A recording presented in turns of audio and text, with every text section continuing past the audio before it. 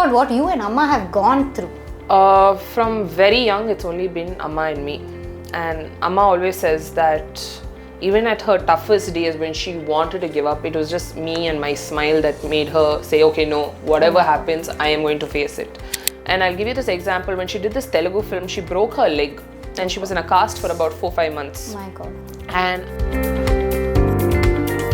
there's that inequality when it comes to, spending time with a girl's parents. Thankfully, so we come from families that are accepting of spending time with our parents. Yeah. But not everywhere is the same. I think 100%. I mean, I have to give all props to Mithun. Yeah. It's not easy. Mithun, and more than Mithun, Mithun's parents, because it's never easy. I think my mom, when my mom remarried, I was about 7-8 years old.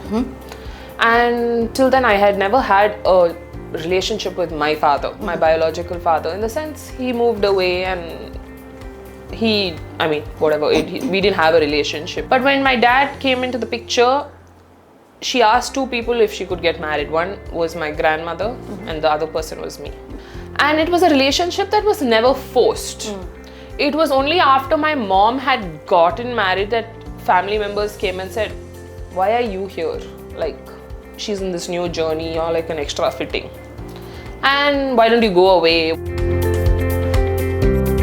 How do you manage the emotions, the family and the quotient between you and him when there is so much of a distance happening a lot of times? I think distance has played like the base of our relationship because we've always done long distance. And I think we're used to it. I think the only point where we were together was, I think, when COVID, and we were like, what the hell is this and who is this person?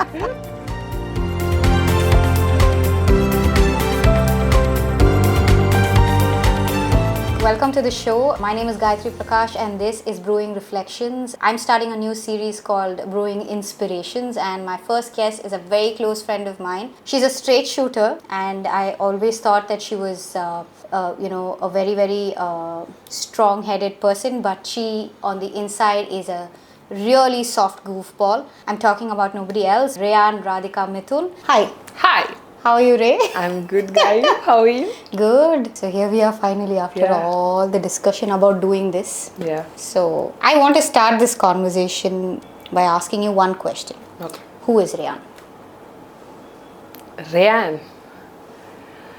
Rayane was a person who was just known for the family she was born into and the person she married. But Rayane now is someone who has a hell of a lot of strength and who also has a very good sense of humor and a person who is very creative. That's amazing that you're actually owning up to that, One of the things that I really love about you is that you take appreciation so well. We've never been taught to do that, right?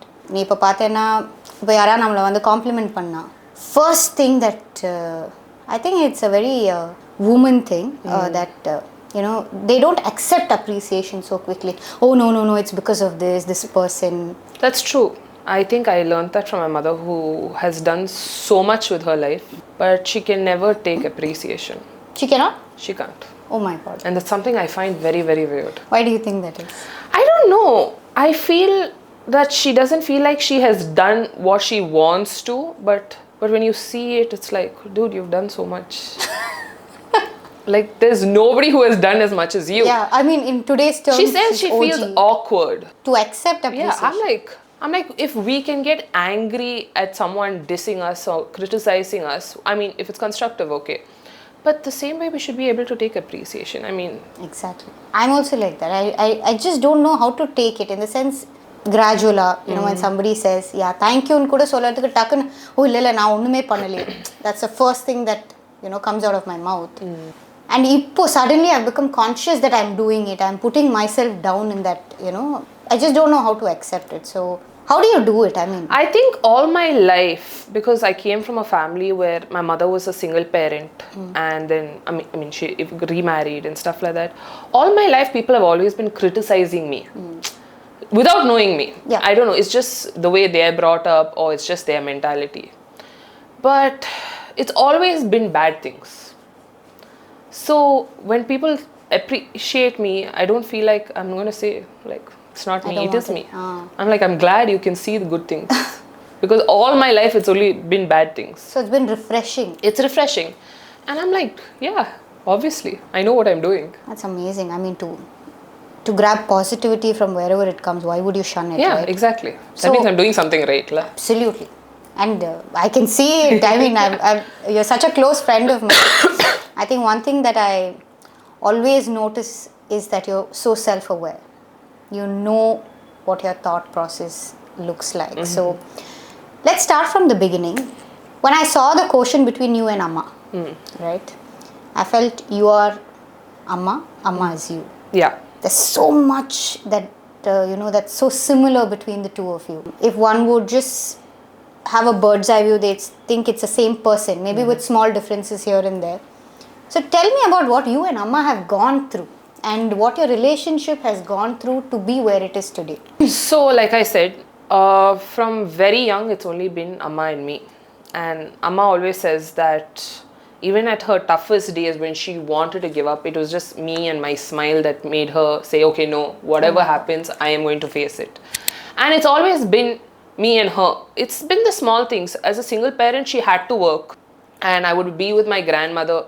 But no matter what, she would always be there. Like, she was a very present parent. She was always there. And I'll give you this example. When she did this Telugu film, she broke her leg and she was in a cast for about 4-5 months. My God. And I had my annual day and I was not playing any great role. I was a damn cherry. And it was happening in this hall which had no lift. And she made my uncle carry her to the 3rd floor and make her sit to watch me dance as a cherry. My God. Yeah. So that is why I think I value my relationship with her. And I mean, she goes out of her way to do things for me and I will go out of my way to do things for her.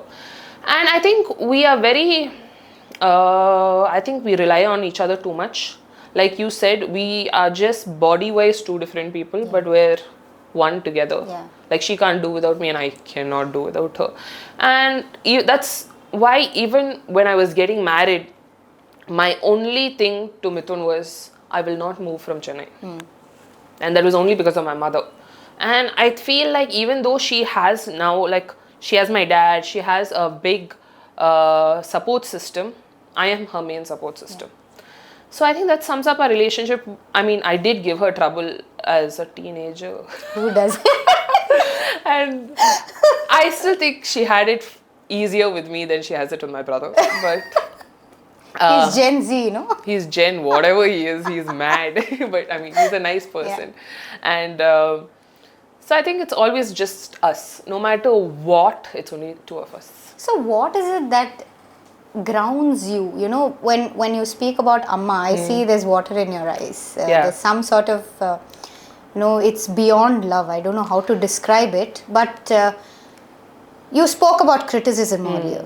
And I remember telling Auntie, Rayane was so nervous to be a part of your 50th year, or was it 46th year? 46. And she said, no, Rayane was so, she was very confident. No, she was perfectly fine. So I saw how she came to, kind of protect you. And I think you also play that role beautifully with her.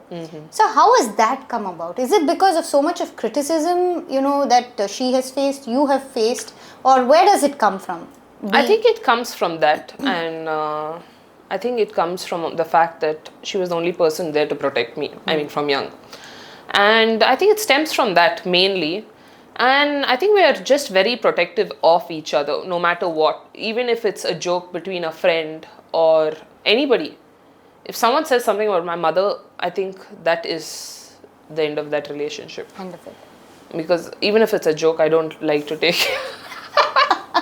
I sound like a possessive boyfriend, no? No, so it's that. I think it's just how our journey together has been like that. It's just been us. No, it's amazing. I think to have that, relationship with anybody today. A mother, when women get married and leave the house, They almost leave their parents and go away. Yeah, but I didn't do that. I didn't leave anybody. Yeah, so it's amazing that you stuck to it, and that's something to look up to. Like, Nikki, you see that there's that inequality when it comes to spending time with a girl's parents. Thankfully, so we come from families that are accepting of spending time with our parents. Yeah. But not everywhere is the same. I think 100%. I mean, I have to give all props to Mithun. Yeah. Like, I mean, it's not easy. Mithun, and more than Mithun, Mithun's parents. Because it's never easy for someone to accept, like, Absolutely. I don't have a daughter. I mean, I have a daughter-in-law, but she doesn't live here. It's not easy for anybody. And they Definitely not. I think they have been very supportive of it. I mean, they understand where I come from. And they understand my relationship with my mother. And I think it is a give and take relationship. I don't think everyone will accept it. I don't think we are there yet. I mean, everyone feels like, no, when you get married, you go into another family.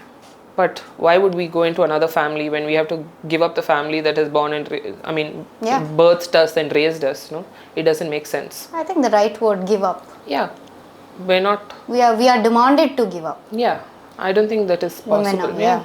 Like, I can't go to my husband and say, I will live with you under the condition that I want to live with your parents. Yeah. Who am I to tell him that? Correct. Absolutely. Yeah, it's his parents. They've raised him and they've gone through hell for him. Who am I to come in and say, buddy, this is not going to work out for me? It's the same way I feel. I feel that it is that relationship that Mithun and I share, where he knows I will never say that, and I know he has supported me in me being in Chennai, and he does the hard work of shuttling between the cities. No, it's amazing. I think an understanding spouse like we have is 100%. something that people will have to start working towards. Yeah. I think it's an inner journey also of understanding that your partner is equal. Exactly. Your partner's family is equal. Exactly. So that moves me to ask you, more about your family. I love your relationship with your appa. Yeah. When you said, appa means the world to me. One of our conversations earlier was appa means the world to me. The relationship just grew so beautifully and so naturally. Tell us more about that. So I think my mom, my mom remarried, I was about 7, 8 years old. And till then I had never had a relationship with my father, my biological father, in the sense he moved away and we didn't have a relationship. So I never had the father figure. I mean, I had my mom's brothers, but obviously they have their own family. I never had a father figure. And I think my mom beautifully played both roles for me. But when my dad came into the picture, she asked 2 people if she could get married. One was my grandmother and the other person was me. And he's always been a part of our life because he was my mom's very close friend, and it was very natural. And it was a relationship that was never forced. It was only after my mom had gotten married that family members came and said, why are you here? Like, she's in this new journey, you're like an extra fitting.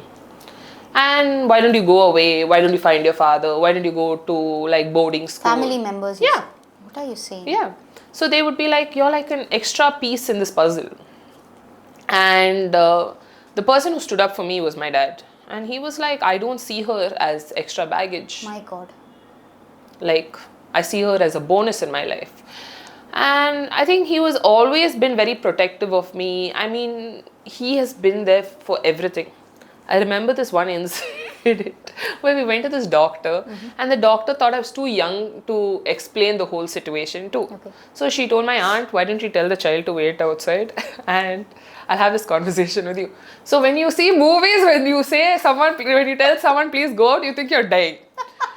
I went home and I remember my dad was sitting on the sofa and I jumped on him and I was like, I'm going to die. And he was like, what happened?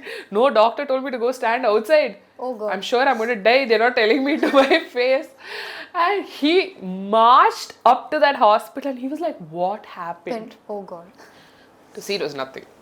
But it was just the fact that he humored me enough to go back to the hospital and like stand up and say, listen, what happened? Why is she crying? Why is she thinking she's dying? It's small instances, Gayu. In a sense, he's been there for everything, for school, for anything. You tell him, he will be there. And I think the first time I saw him, which was on your birthday, he's such a protective father. He is. He's always watching. Yeah. When you see him, you feel like you have, the exposure, the kind of things that he sees on a day-to-day life.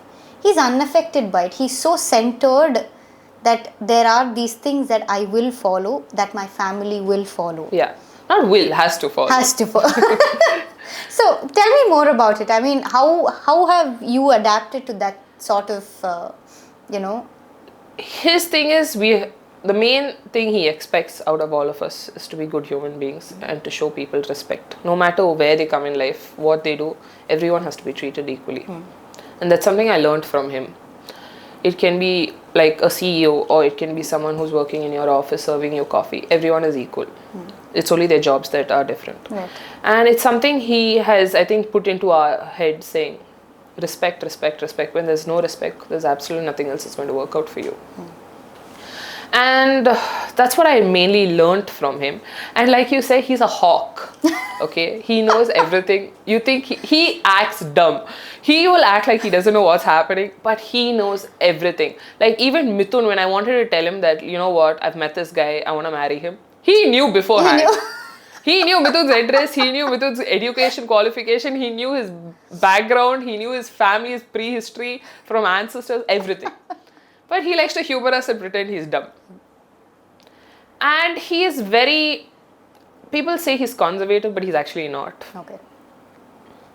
He's very open-minded. Wow. That's so nice. I mean, it's a lovely mix, right? I mean... yeah. I mean, he's a man with a heart of gold. Wow. I mean, he will go out of his way for people he loves. And he will be there no matter what time, where, place. If you have an issue, he will be there. Wow. What a lovely quality to... It's a fabulous quality that you don't see very frequently in people now. Not many people. I mean, nobody comes forward to help anyone these days. Yeah, I feel like people don't help unless they have like an ulterior motive. But he's someone who doesn't expect anything in return. Have you faced that a lot, growing up? Do people approach you only because you're so-and-so's daughter? 100%. I think that's why I'm very wary about making friends. I mean, people think I'm standoffish when they first meet me. That's because I have my walls up. I did too, right? Yeah. I remember telling you this. When I first saw you, my perspective about you was that, she comes in, she speaks, she's there, but she goes away. There's something so, straight shooting arrow, I would say. Very to the point. Yeah. Don't want to overextend and then go. And then eventually when I started getting to know you, I felt like you were a ball of cotton. I think, inside you're so goofy and very, very sweet. That little girl, one of your friends, when I was talking to one of your friends, he told me that, she is a kid inside still. That sort of feeling I started getting when I started knowing you. And I think I've known you for over a year now. And I must say that we've come far as friends. So I do want to ask you, when we speak about the men in your family, right? Mithun. So Mithun is someone that travels a lot on work. With 2 children, Ray, can you tell me, how do you manage those emotions? He's away a lot, right? And there are 3 things that I really wanted to ask you. How do you manage the emotions, the family, and the quotient? Quotient between you and him, when there is so much of a distance happening a lot of times. I think distance has played like the base of our relationship, because we've always done long distance. And I think we're used to it.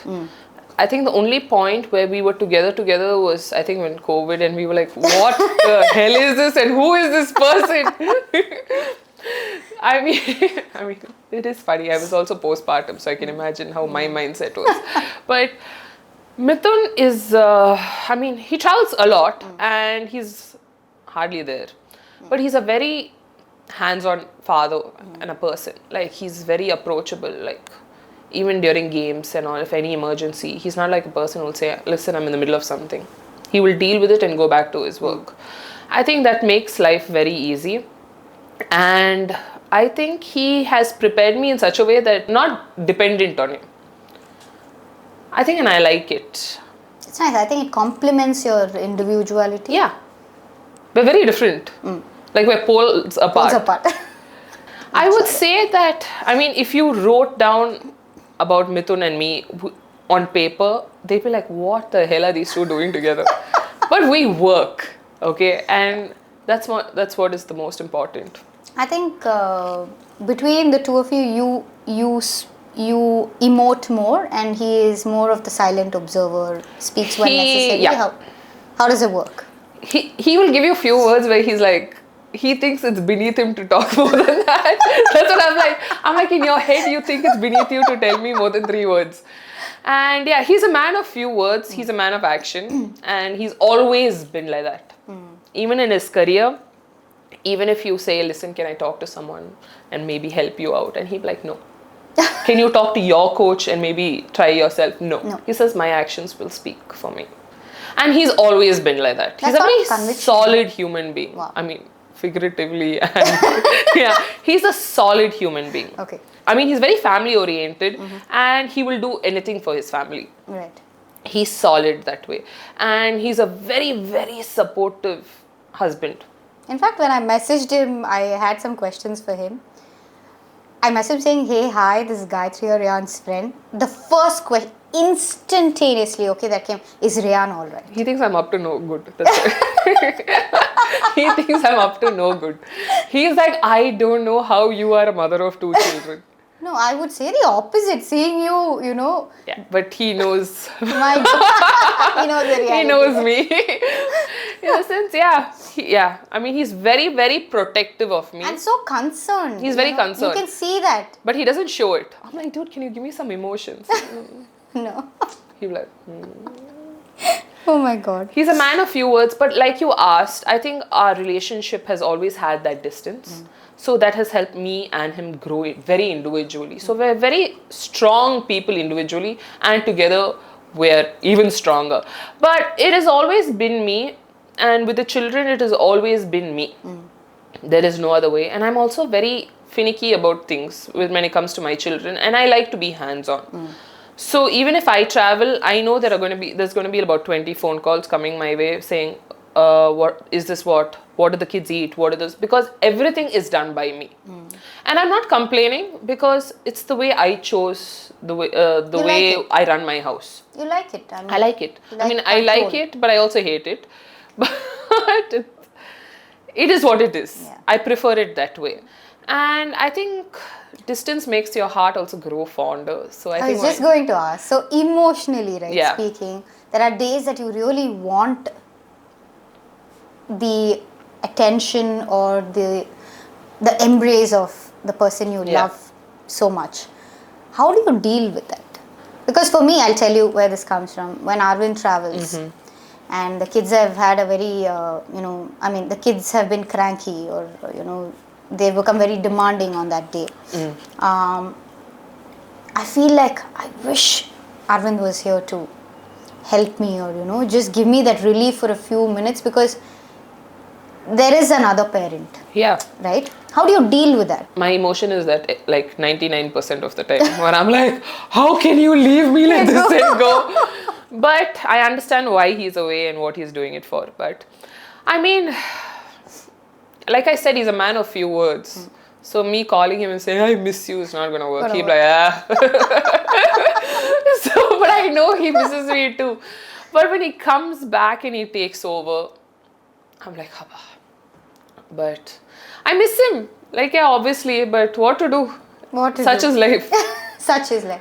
I mean, it's very big of you to say that, because not many people are able to understand the complexity of this emotion and break it down to say we are doing it for a certain reason. It's not that we are, Gayu. I mean, like you said, a lot of people don't get it, but I know the sacrifice it takes for Mithun to leave us back here and travel and do. I'm not saying he's having a jolly good time. I'm sure he is, but I know he is missing the kids. He's missing me. I mean, in his heart, I know it hurts him when he doesn't get to be there for the small things for our lives. But it's the sacrifice we make for the bigger things in life, for the betterment of our lives. So that's a very profound understanding of your situation, and to give the benefit of the doubt to the person you love, That's, I think, is something that's missing in, the younger generation, right? I think now it's become very superficial. Everything has become superficial. Like everyone's trying to prove a point to the other person. Yeah. Oh, you're going on holiday, I will go on a better holiday. Oh, you have this boyfriend, I will have a better boyfriend. Everything has become very superficial. And there is also, competition between couples as well. Yeah. Oh, I love a good competition.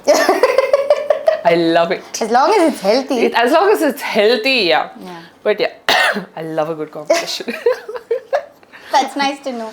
Now, I think I know where your motivation comes from. We will speak about it. So, one thing I do want to understand is you have always been looked at as Radhika and eventually Radhika and Sharat Kumar's daughter, right? This is a two-pronged question. One is your expectations of yourself being, their daughter, and the expectations of others when it comes to your work and achievements. How do you deal? Tell me first about how you deal with your own expectations as their daughter. Look, it's a very two-edged sword kind of situation, because one, you want to exceed. When you exceed, people are going to think it's because of where you come from. So it is, I mean, given that I am their daughter, I do have a lot of opportunities that a lot of people don't. But I use that as stepping stones. It's not like they're going to call and say, oh, you have to do this with my daughter. My parents will never do that. But even if I do something on my own, they'll be like, yaar ponnu, avanga pannirpaanga. How do you deal with that? I'll ignore it. They are not paying my bills. I love the way you're so confident about what you say, because it all comes from the heart. I mean, there is no agenda. No matter what I do, someone's going to say something. Even if I'm doing something good or bad, someone will find some fault. I mean, as expectations, like what you asked, I have very high expectations that sometimes it's very unhealthy. Like, I recently spoke about this, where I was so unhappy with myself this year because I felt like I hadn't achieved or hadn't done what I wanted to do. What are you saying? Exactly. And I was saying this to my friend, and he was like, dude, how much have you done this year? What's wrong with you? But then I realized I was comparing myself with my mother, with my father, and measuring their success with mine, which is madness. They have built this career over decades, and we are poles apart. But me trying to compare my work with theirs itself is rubbish. So I think I was doing that, and that was affecting me, because I felt like I was not good enough. I was not doing enough. And that was really bothering me, and that was really, I think it was affecting me in such a way that I was like, I don't want to do anything. It's okay. My God, what are you saying? Yeah. No, in fact, this is a conversation I have had with a few other friends. And, the first thing that, we started talking about was how established our parents were. And it percolates into who we are. Yeah. And the fear that you might do something wrong to tarnish their name, that fear is always in the back of the mind. And not be able to come to that position. Even coming to that position means we have used them as, exactly, like you said, stepping stone. Right? This seems to be affecting a lot of people across different profiles, doctors, business, acting career, as your mom would have, and you have taken on a slightly different role. So this is something that is so ongoing. To deal with it on a day-to-day basis, especially when it comes from media, or when you are in a people-facing role. It's so much higher, right? Yeah. It's so much. It comes from everywhere. How do you deal with that sort of external expectations? I've learned that I have to separate myself from my family when it comes to that, because I will never be Radhika, I will never be Sharat Kumar. I will always be Rayane. And people need to stop expecting me to be them, because I am not them. Right. Like, I always feel like Sachin Tendulkar's son is a cricket player. Imagine the shoes that he has to fill. Yeah. My God. But he still plays cricket. I'm like, That is scary. So you do take inspiration from others who have been in similar situations. Does that work? No, I don't take inspiration. I see it as, look, no matter what you do, people are going to say something. So you might as well just put on your blinders and you do your work. Because the grass is always green on the other side. Yeah. So as long as you look at your grass and you're working towards your grass growing, you're fine. No, that understanding is not very easy to come to. No? It is definitely not. And this is something I have come to in the last 2-3 months. So what changed for you to? That conversation with a friend where he told me, listen, you're being stupid. Like, stop comparing. I mean, our life is full of comparisons, you know. I mean, from a child, oh, look at your friend, he's studying well, you're not studying well. Yeah. Oh, look who he married, oh, look who you married. Oh, your child is white, my child is not fair. No, rubbish. Everything is a comparison. I mean, we just need to ignore it. No, I think that switch, you just need to make the decision to stop kind of affecting. Yeah. Yeah. So, just gliding into something that you do now, where did your career start? Look, I have 2 different careers. One is where I look after the digital media for my mom's company, which is always something I have done since I left college.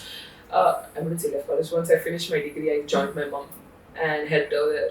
And that is something I enjoy. And being creative is something that I've always enjoyed. And it's something that comes very naturally to me. And after that, when I took a break, when I had my kids, I needed something as an outlet. Because I was getting very frustrated of just being someone's mother. Of being someone's everything. Not even mother, someone's everything at that point. And I needed a creative outlet. So that's when I went on Instagram and I started talking about my children's birth. I started recommending things, and then I slowly moved on to my saris, which I love. And everything has a backstory. Like, even if you see me talking about my saris, why I talk about my saris is when I felt the worst in my life. I mean, I had put on so much of weight after my second child and nothing was fitting me and I was so upset with myself. It was only the sari that made me feel a little better. Wow. And it made me feel a little alive.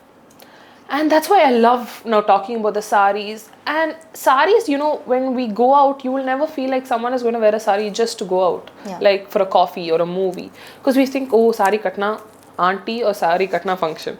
So I wanted to break that mindset.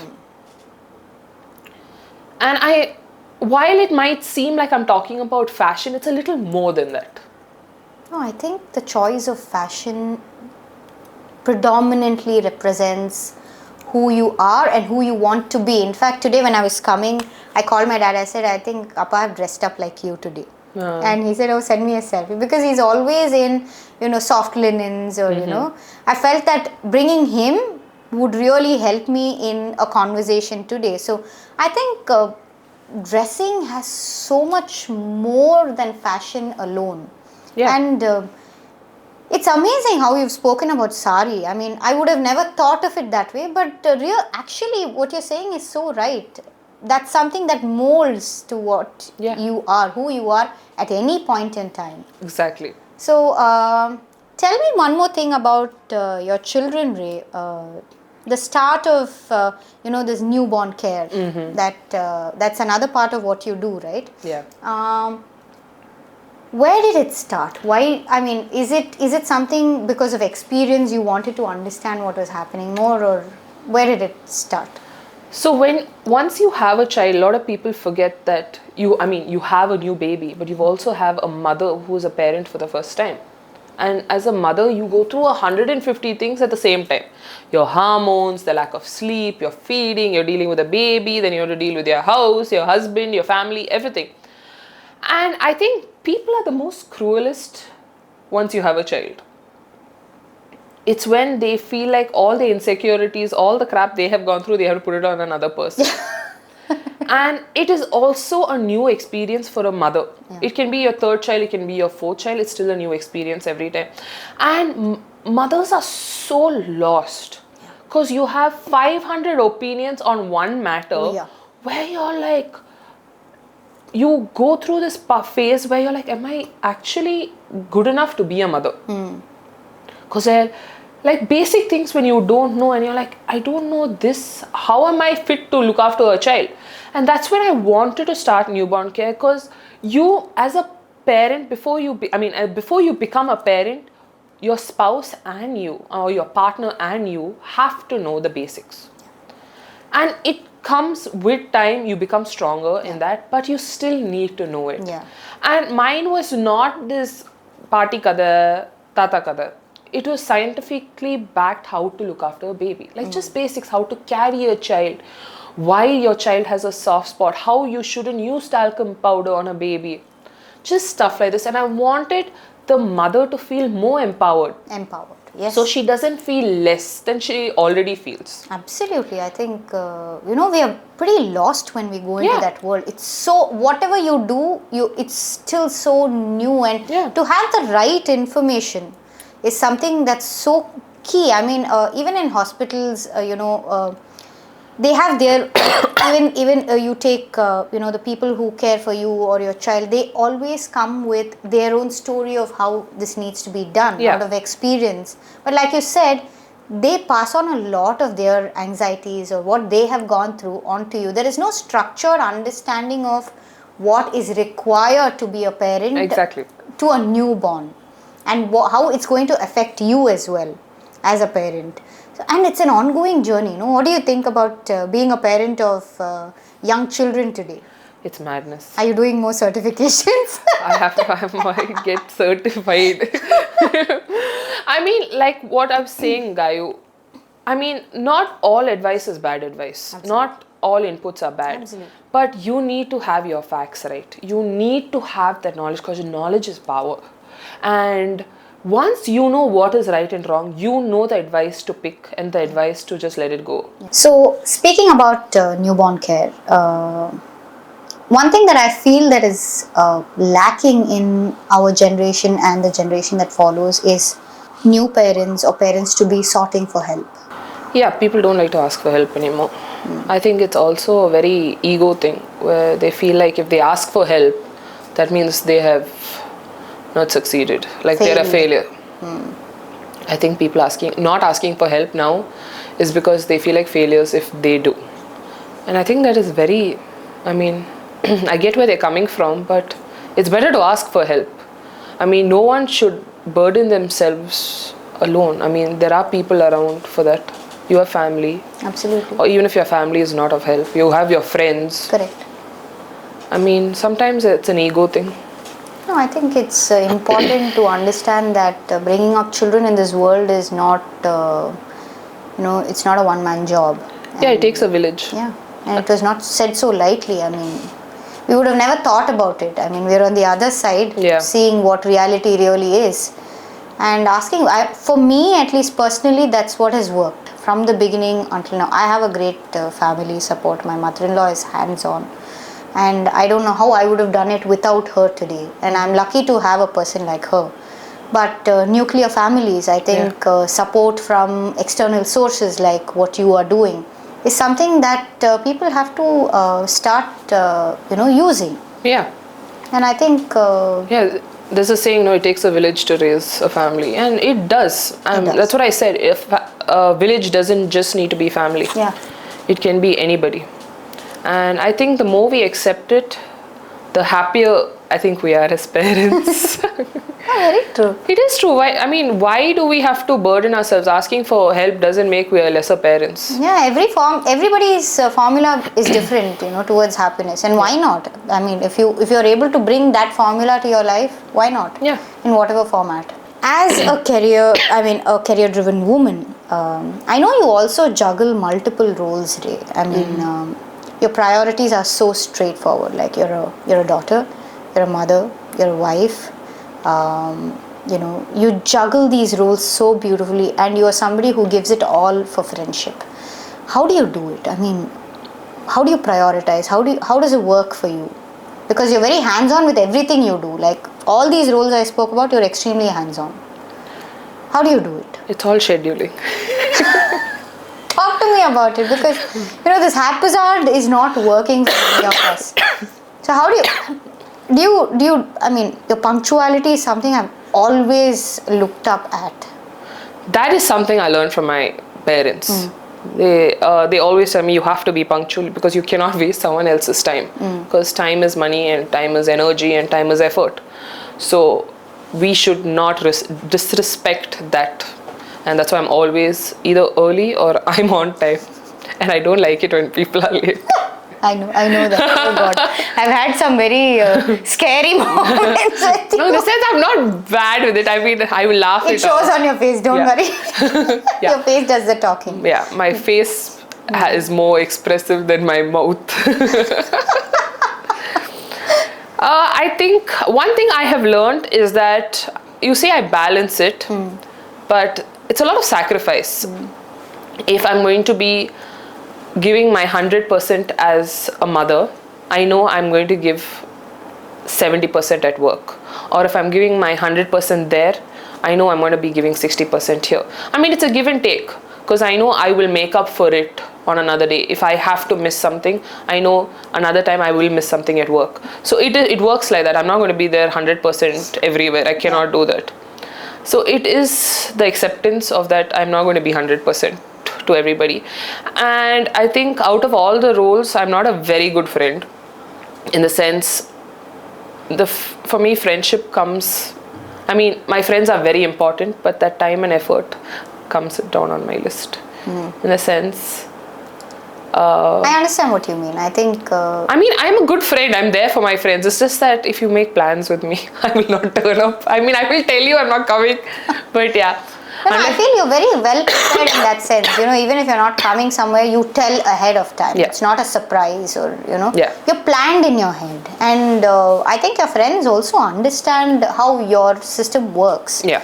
But at the same time, when you're there, you're fully present. Yes, I am. Because you are somebody, I feel, who's sorted in the head. You know, I'm here completely. Yeah. There is no two ways about it. How do you keep it like that? I don't know, I've just been like that all the time.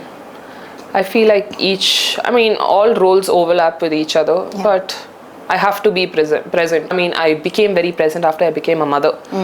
Because even if I'm talking to you and Tarak is running that side, I know what Tarak is doing. I know he's going to trip and fall. And I'm aware and I'm prepared. So I think it's because of that I am like that. You're able to juggle multiple roles. Yeah. More so, you're saying, after becoming a parent. I think my kids taught me that. Multitask. Yeah. I thought I was like that until I had my third. And then I was like, oh my God. The pyramid is falling down. There's no more bandwidth. There's no bandwidth. There's absolutely no bandwidth. I'm like, oh my God, what am I doing now? Yeah, I can imagine. I think 3 does that. I think there are less GBs in the brain now. I think we need like a chip. I need a chip, for sure. I need a chip. But they say that about third kids, no? They grow by themselves only. My daughter grows all by herself. She doesn't, it's not like she cares. She's so present and she doesn't need a lot of help. She's very independent. She's very independent, no? I think as parents, the first child is the most spoiled because you're a new mother and you're very focused and you're like petrified. The second, you're like, okay. Third, you're like, That's all. Please just grow up on your car. Don't have energy for it.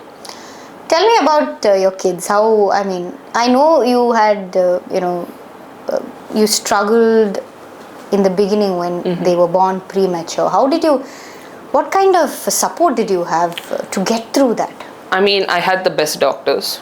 I had the best parents and I had the best husband. Without these 3, I don't think I would have survived. I mean, they were born premature. Tarak was okay. Radhya was a touch and go child where they didn't give me clarity if she would survive. I mean, they couldn't tell me because we had to take it one day at a time. But it wasn't only the doctors, it was that entire hospital that stood their ground and said, there's nothing going to happen to this child. And I think it was their positivity and my parents who were like, no matter what, we will get the best medicine, we will do everything to make sure. And I think they also were preparing me to be strong, but I was strong because I didn't have another option. Because I knew if I broke, the entire pyramid would break. And my husband was, I think because he doesn't show emotions anyway, but he was like what do I say? He was my pillar of support. He was like, no, it's going to be fine. It's going to be okay. We'll take it one day at a time. We will take it one day at a time. And I think that kept me going. But you need so much strength to also hold together at that point. It's not easy. I didn't have an option, no, Gayu. I couldn't. I was battling. What I'm saying is, I was battling my own demons. When my daughter was born, I was battling my own crap where I was like, this is my fault. My one job was to protect this child for 40 weeks and deliver her. If I couldn't do that basic thing, that I was not fit to be a mother. And these were the demons I was fighting with myself. But at the end of the day, nothing was going to help her. So I had to shove it aside and just stand there and say, okay, what was my thing? I had to give milk. That's it. I will do it. You want me to stand outside the NICU for 10 hours? I will do it. So I had to just wait till she was okay to deal with my crap. And I think that's what happened in the end. I think she's one of the most resilient children I've ever met. What a fighter. She's a fighter. Yeah. And now she's fighting us on everything. You have to have a miniature version of you. She is my mother. She is my mother. She's got all my mother's worst qualities. And my mother's very proud of those qualities. I don't know why. She's like, oh, I used to do this as a child. I'm like, Mommy, there's nothing to be proud of it. No, but when you say that you were fighting your own demons, you were putting yourself down, which is very natural. What was the one thing you kept telling yourself to push that thought away? That she had to survive. No matter. How did you get out of blaming yourself for this? I don't think I ever stopped blaming myself. I think... Really? Not as much as I used to, but I think a part of me still blames myself. And I don't think I will ever stop it. In the sense, no matter, even if she's nearly 5 years old, and whenever she gets sick, in my head it plays that, oh, maybe I did something wrong, maybe I didn't catch it early. But I think that's also a very maternal thing. It's not true, but I have no control over all that, but still, I think it's a very maternal thing to blame yourself. I think, your experiences shape, how you are as a person, especially as a mother. It percolates, like you say, that thing will never leave you. Where you start will always be a part of how you continue to be, right? I do have great respect for the amount of, how you prioritize your children first. For instance, I think at your sister's Sangeet, this is just an instance I'm giving you, which I will always remember as a part of who you are. It was early in the night, maybe around 9:30, 10, and you saw the children were getting a little cranky. And then you said, okay, come, let's leave. And you knew that you were leaving something, and going back home. Did you not have FOMO? Not specifically to this instance, but I also see that you always put your children first. And, in this day and time, right, to be available for your children and not think that, I'm missing out on, what's happening outside. How does it, how do you break it down? Because even I feel sometimes that, because my children, I have to be with my children. That's a responsibility I have to take. I'm missing out on something outside, and especially taking a career break. I've had days when I felt that, I'm really missing out. I want to do something, but I'm just unable to do. How do you deal with this? So when I decided to take a break after Radhya, it was a decision that I came to by myself, and I didn't want anyone's opinion on it, because I knew people would say, oh, you're not the first mother to have children and work. It is a decision I took because I knew Mithun was traveling. I don't have the support that everybody has. My parents are very supportive, but they have their careers. Mithun's parents live in Bangalore, and it's only me. And I decided I didn't have children for them to grow up with someone else. Correct. And these are their foundational years, and if I am not there, and if I don't correct it, or if I'm not watchful of what is happening, then I would lose my children in the process. Lose them in the sense it would be too late for me to correct them. Right. And I would miss out on certain milestones and certain things in life. I mean, not everyone has that advantage of doing that. I mean, I'm lucky enough. I have a husband who said it was okay and that I could take some time off. But a lot of people don't have that, and where they have to work, and I have huge respect for them. But this, I am lucky enough to have that opportunity to make that decision. And I remember, and it's not a very easy decision. It's not. I mean, when I stopped working, I noticed that people's attitude towards me changed. It can be friends, it can be family, it can be the closest people to you. Their attitude towards you changes. Just because you are not bringing money into your house makes you less of a person. And that is what I was made to feel. And it's not something I really liked. I mean, I think I was at my lowest at that point, where I constantly debated if I made the right choice. And I'll give you an instance. I was standing outside school to pick up one of my kids, and a family friend who was picking up her grandchild was there, and this is someone I've known all my life. And I was like, oh, how's your daughter? I've never seen her around. What to do? She's a working mother. She can't be like you standing outside school. What? She doesn't have time like you. What are you saying? Yeah. I cannot believe people. And it's someone who I've known my entire life. And I have never felt worse about myself after that.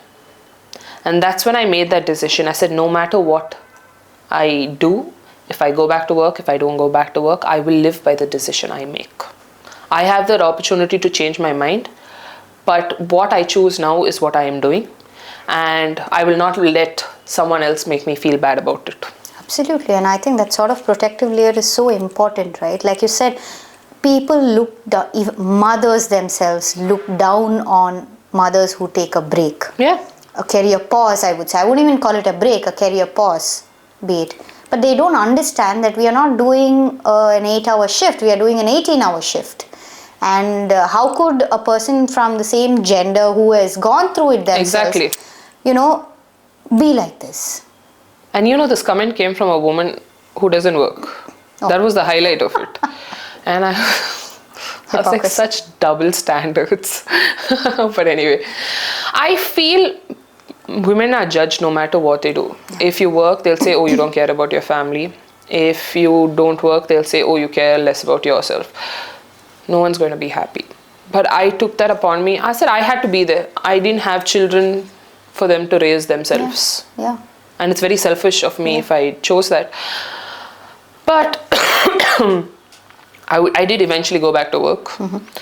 And I plan my day in such a way that I do all my work before my kids come. Yeah.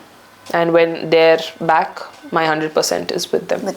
See, every space is creative. You run a business, you are a doctor, a professor, any other kind of IT work or anything.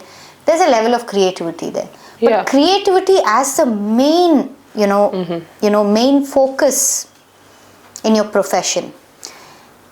And consistency on the other hand. How do you see, when you said that you are a creative person, how does creativity flow consistently for you, and how do you keep up with that? Because I've seen you do it consistently, and you kind of pull yourself, back up again and again and again, which I have seen in the last year. How do you keep it flowing like that? Honestly, I'm the most inconsistent person on the planet. I don't think I'll agree with that. Like my husband keeps telling me, he says, you are so good at what you do, but if you just stuck to what you were doing, give it like a year and say, I'm going to do this for a year. You do it for 2 months and then you'll say, no, I'm done. So, which is true. So I am not consistent. I mean, I am trying to be consistent, okay? And it's hard, because life gets in the way. But I can't blame everything on life. I think what I do is now, I think I get way in my head by myself. Like it's only me. There is no exterior force. I have nobody else to blame but myself. So there's this lady called Mel Robbins. And she says, when you don't feel like getting up from your bed, count to 5. And when you hit 5, you get out. Don't think about it. Wow. So that's what I do now. When I'm feeling less motivated, or when I'm like, you know what, I don't want to do this today. I don't want to shoot content. Or I would have put content saying I'm going to post something tomorrow, and I'm like, you know what, I don't feel like posting today. And that's when I reset and I'm like 1, 2, 3, 4, 5, and then I do it. Wow. It's to everything. Even when I want to go to the gym, when I'm like, no, I don't feel like going to the gym. 5, put on my shoes and get out of the house before I can change my mind. So that's what is working for me now. I'm not going to tell you that I'm very consistent, but I'm better. You pick yourself back up again and again, you know, to be motivated by your own self. That's something I see so prominently, you know. You don't wait for somebody to, you know, push you up saying, you know, do this, it works for you. You know, I've never seen you like that. I always feel that, you know, you pick yourself back up again, right? Even your friends say it. It's not just my own observation alone, but I spoke to a few of your other friends as well. And they were like, Rayane has always been self-motivated. I think it comes from her mom. I think so too. I think it's a quality I inherited from my mother. Because my mom says there is no hero in your story. You're your own hero. So, and I've seen her, no matter how many times she falls, she'll pick herself up. She says you fall 10 times, the 11th time you'll get up. And I think I've learned that from her. No matter how many times you fall, you have to pick yourself up. And failure is always a part of your journey. I mean, it's not the place where you reach, but the journey that you have to go through. And it's my journey. And you have to learn from every failure, every, low point, every up and down. You have to learn from all of it. Yeah. And I feel like no one is going to know me better than myself. It's so inspiring actually to hear this because, it's not easy at all. It's not. Just not easy at all. And I keep falling into this trap myself so many times and I'm like, okay, I have to do this. This is for myself, that myself, something that really holds you together.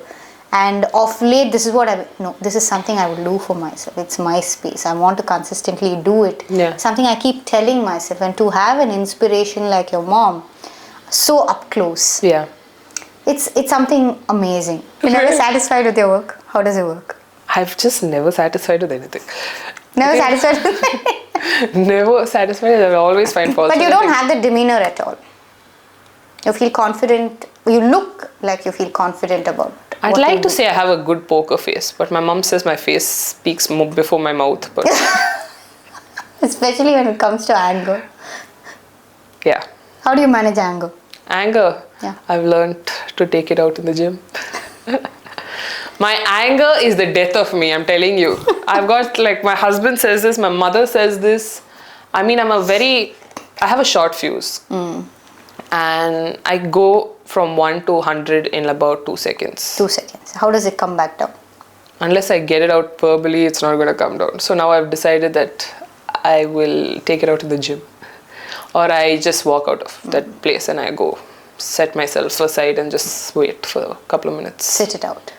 Tell me about your fitness journey before children and your understanding of it after children. My fitness journey has never been like this. It's always been up and down, up and down. So I've always played sports. I got into the best shape, I think, before I got married. And then even after Tarak, I was okay. Radhya was when I put on a lot of weight. And I think I was mentally in a very bad space. Mentally, and I was just not good. And my way of dealing with it was eating. And it's not something I wouldn't say I'm not proud. I'm not ashamed of it. Why not? Everyone everyone goes through something at some point. But then I realized I had to be healthy for myself and for my children, because if I was unhealthy, I was not going to live up to their hyperness and just with their energy levels. So, and they needed a healthy mother. So, going to the gym, has it always been a part of your life, or you've started recently, and how? It's always been a part of my life. Okay. More than physically, it has helped mentally. Like I said, anger or anything, lifting those weights or running or even walking, I think it helps me. It's one space where it's quiet, and I'm not a person who likes to gym with music. I like that quiet. I like to feel that pain. I like to hear that pain. I like all that. It's something, I think it makes me tougher mentally. Mentally. That's amazing. I think, that sort of focus also, that self-centered, something you do for yourself. It feels like my morning coffee. I love my morning coffee. Oh, I love mine too. 10 to 15 minutes of just to yourself, resetting the whole thing like that. I love that. I do that too. I mean, I can't survive without my morning coffee. So I get up earlier than my kids just to have that 15 minutes of peace and quiet before the tornado erupts. I mean, before the volcano erupts. And I mean, it's amazing. How does your day look when your child wakes up with you? I'm like, my kids know now that they cannot talk to me until I've finished my coffee. They will not come next to me till I've had my coffee. And they know that now, so it's okay. What kind of coffee do you drink? I'm not a very fussy person. I like my instant coffee. Instant coffee. In the morning, it's more than enough. That's nice. Really nice. So, one of the things that, I have been party to is what a solid friend you are, right? We spoke about it. But friendship also comes with a certain amount of loyalty that you expect, right? Yeah. What has your experience been with friendships? My experience with friendships, it's a very complicated one. First, I always had this notion, the bigger the friend circle, the better. Mm-hmm. And I really got myself burnt with that one. Yeah. And then I remember when I was leaving school, I was crying. I was like, oh, all my friends. And my mom's like, you're not going to talk to more than 2 people after this. And I'm going to write that and give it to you. And I'm like, how can you say that? They've been in my life. Honestly, I don't talk to anybody from school. Maybe like 1 or 2 people once a year. And I have learned the smaller the circle, the better. Mm-hmm. It's not more about the partying and going out. I mean, it does play a role, but it's not a majority. I mean, it's not a main thing.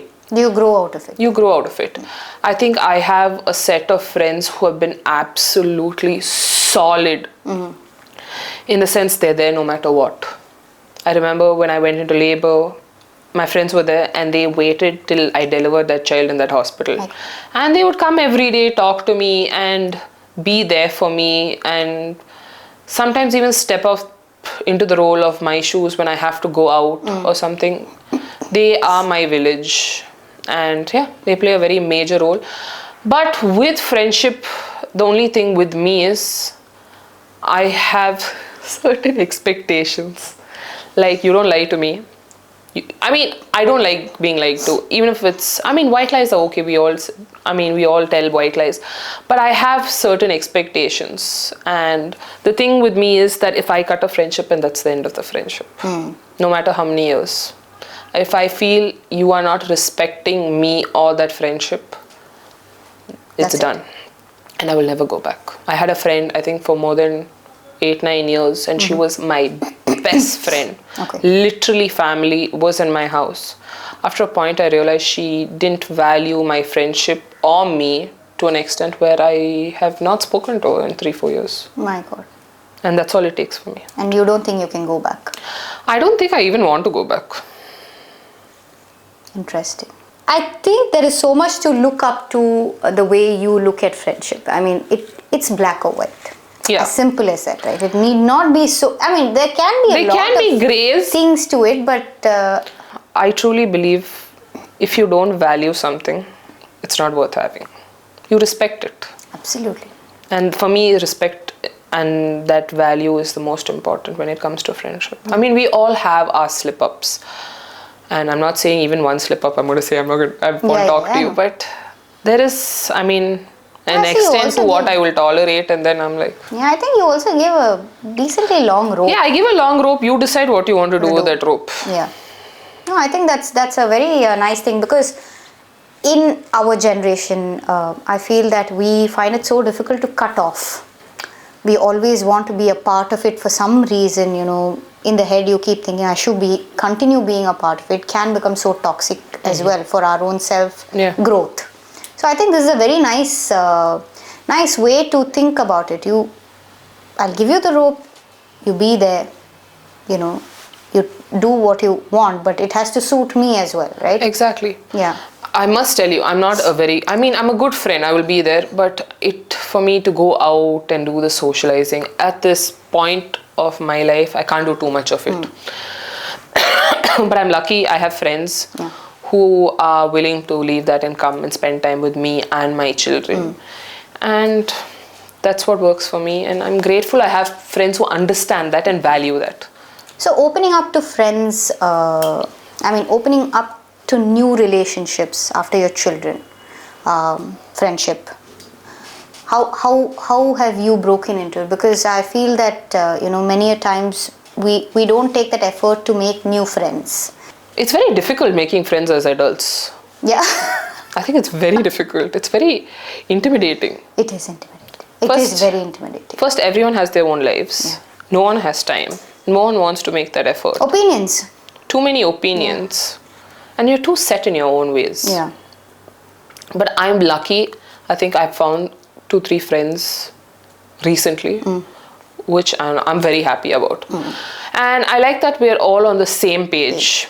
And we all believe that friendship we share is just something, we truly value our friendship and we really care about each other, but we also believe that our friendship doesn't need that much work. Yeah. Because none of us have the time. While I know we're going to be there for each other, it's not like the constant need for us to talk to each other or constantly check in with each other. And that's so important. Like possessiveness in a friendship these days is so high. Yeah. It's so high. Why are we not talking about it? Because friendship, I feel, is such an important part of our lives, right? Exactly. To be possessive, to hold somebody, so close to you, doesn't it kind of push you away? Yeah, it does. Everyone needs their space. And we're adults. We've already have our old friendships and our own ways of doing things. And we can't just expect someone to uproot everything and be the way we want them to be. I think that's the thing with making friends as adults. Yeah. And also, it's also hard. It's hard. Because what do you talk about? Beyond a point, what do you talk? What do you talk about? I think with my adults, friends that I've made as an adult, I feel that, there are more silent moments than, times that we speak so much, including you. I think whenever I come to your house, I just sit and chill, have a cup of coffee, see my phone and... Yeah, but I think it's more about the company than the conversation as well. You don't need to have a conversation always. It's just how comfortable you are with each other's company. Absolutely.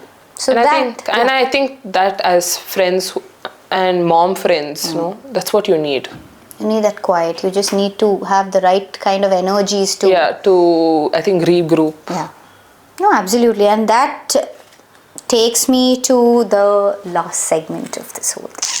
One word that comes to your mind when I say these things. Okay, I'm going to read out of my list. Happiness. My children. Competition. My husband. Healthy, I hope. Very healthy. Success. The first word that when you say success? Yeah. Limited. Limited. Okay. Punctuality. Important. Describe your childhood in one word. Wholesome. A hobby you cannot live without. Hobby that I cannot live without? Baking. Cheesecake. Baking, cheesecake. Can I get a box? Yeah, sure. 2. 2, yes. Okay. Favorite place in the world? London. Why? I just love it. Amazing. I don't know, it's like second home to me. Can imagine. One word to describe your family. I wouldn't say one word. I would say not everything needs to be blood. Interesting. Most important thing in life? Respect. Foundation of a good marriage? Friendship. Best advice you've ever received? Ugh, my mother is always giving me advice. I think the best advice she gave me was, imagine you're holding sand in your palm. The tighter you hold it, the more the sand is going to spill. So always hold things lightly. Never hold on to anything too close. So profound, no? Applies to everything. Yeah. Everything. But I have to tell you one more advice she gave me. So this is marriage advice she gave me. Her advice was, when you know you married a spoon and you accept that he is a spoon, how can you suddenly decide one day you want him to be a fork? My God. One person living or dead you will call for dinner and why? My grandfather. Your granddad? I think he'll be a hoot. I've heard so much about him, but I never met him. Obviously, he died when my mum was 16. 16 or 17. And I've heard so much, and he was so ahead of his times that I wish I had met him. I wonder how he would be now, and how would he be with my mother, and how would he put her in place, because she puts us in our place. How he would have been. And I think he would have been amazing, and he would be someone amazing to talk to and have a relationship with. Is that someone that you feel so connected with? Yeah. Because strangely, in my house now, one person I feel so connected with is Arvind's grandfather. Every time I see a picture or anyone talks about him, I start crying. I don't know why. It's so strange. I feel so connected, but I've never once met him. So through stories, they live, you know, in our world somehow. Yeah. Like, he was a person who didn't know who was not educated, could not read. So he would hear the newspaper, someone would read it to him, and he would incorporate it immediately into his plays. Wow. And it was amazing, and he was so talented, so witty, and I think I see all those qualities I've heard about in my mother. And I'm just imagining, if I am so attached to my mother, how my grandfather would have been. Attached. My God. And that comes, no? Yeah. In blood. You are your mom is her dad. Yeah, thankfully. So. Yeah. But and I see that my daughter has got his curly hair, so I wish I had met him. I know what you're saying. With that, I think our conversation, insights, I don't know what to call it, but I had fun doing this. Thank you so much, means the world. Thank you. Yes.